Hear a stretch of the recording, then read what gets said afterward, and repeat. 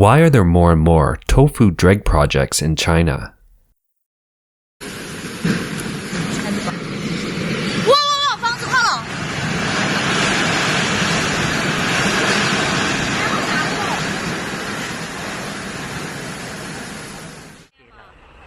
On the afternoon of August 8, 2021, the 7th floor, or the top floor, of an office building collapsed in Harbin, a city in northern China.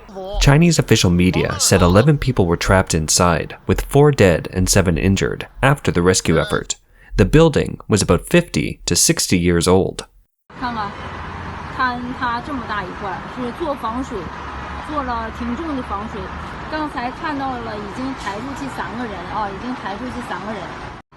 It was initially a local government building and was later leased to a private company. Nearby residents said the original building had 6 floors and the 7th floor, that collapsed, was a later addition. The accident occurred when 11 workers were waterproofing the roof of the building and then the roof collapsed.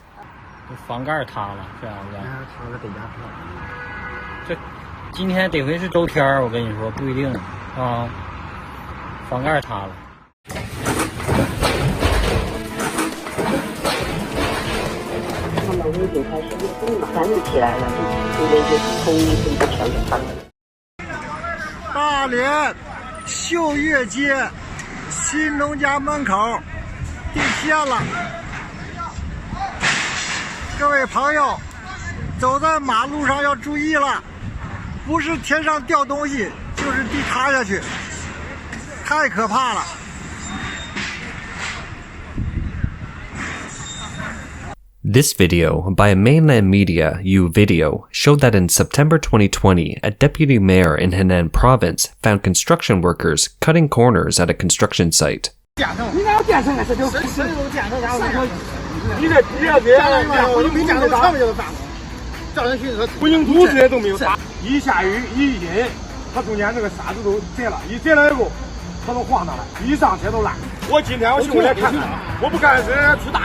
Why are there so many tofu-dreg projects in China?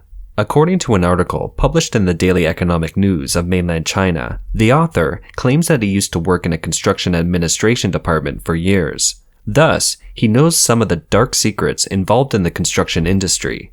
The construction money has to pay for materials, labor, and management fees. Due to the fierce competition in the market, the profit from a construction project is tiny. And even if the entire construction fund is used for the construction, the profit is usually less than 10%. If 1/3 of the project money is used for bribes, the only way to still make a profit is to cut corners on a large scale, or purchase inferior materials, or default on labor costs. This is only one of the reasons for the proliferation of tofu-dreg projects in China.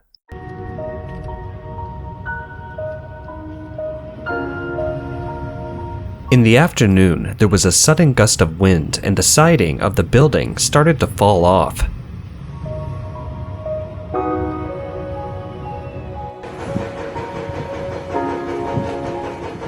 This is a fake Chinese steel bar that can bend and stretch.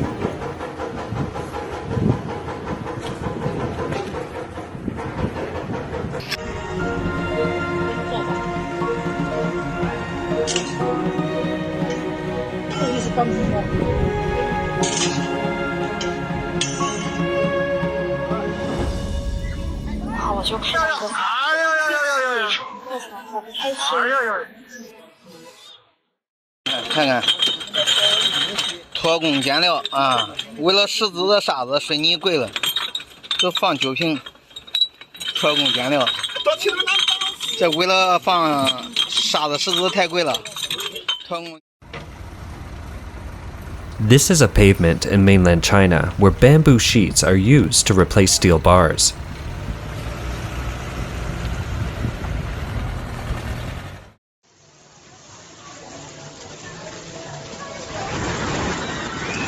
The ceiling collapsed.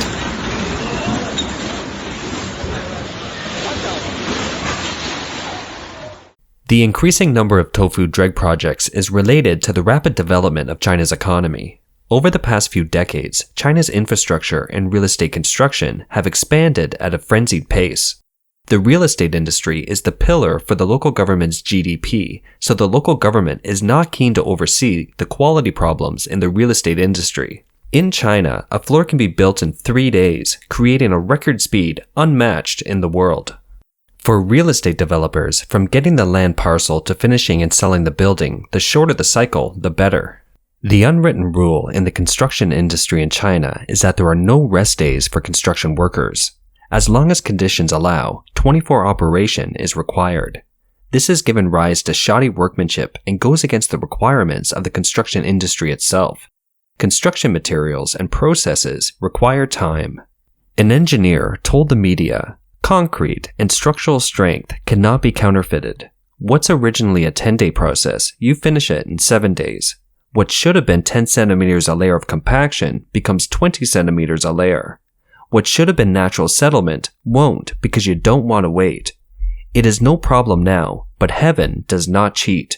Who knows what will happen in 10 or 20 years?"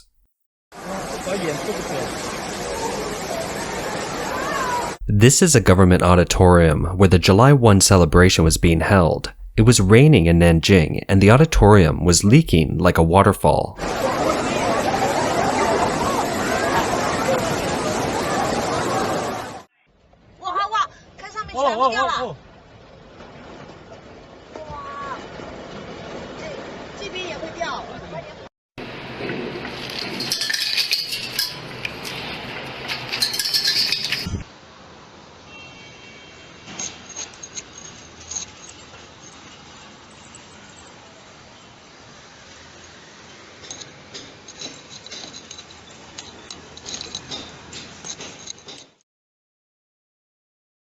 The hotel suddenly collapsed. China's media, Red Star News, reported that the hotel had 54 rooms. A search of the hotel's reservation information revealed that it was full for the last 3 days, but such info was taken down half an hour after the collapse. Officials announced that as of 9 a.m. on the 14th, all missing persons have been found. 17 people were killed, and 23 people that were trapped had been rescued. Nearby residents said that the collapsed building was 4 stories high. When it collapsed, the first to the 4th floor went straight down as a whole.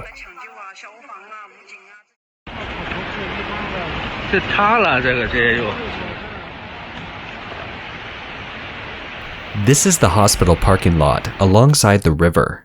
About 9 cars have fallen in.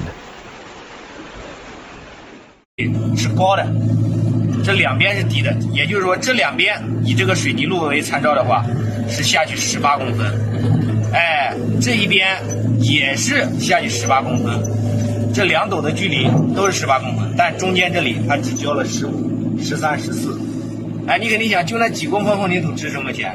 整段路过去的话，起码来说省个几千块钱的混凝土钱，明白吗？面积越大，省的越多，一定。 不能升了，哎，高一点点无所谓。如果你完全按照图纸上去干的话，没有一个包工头能挣到钱，有可能还会亏。所以讲都会存在偷工减料。以后这些在开挖机的过程当中，你会遇到很多，有可能以后盖房子挖房子基础啊，包括挖管道的时候，一般有的管道上面不是要盖沙子吗？很多时候他们只在应井的地方盖，因为那是验收井。 其实中途回填的时候根本就不盖沙子，直接土直接盖掉，他都在偷工减料。不然的话，这搞工程的为什么都有钱呢？如果说我一个造路公司修的路100年、200年都不坏的话，那我还挣什么钱？它坏了我要修，修了我就有钱赚。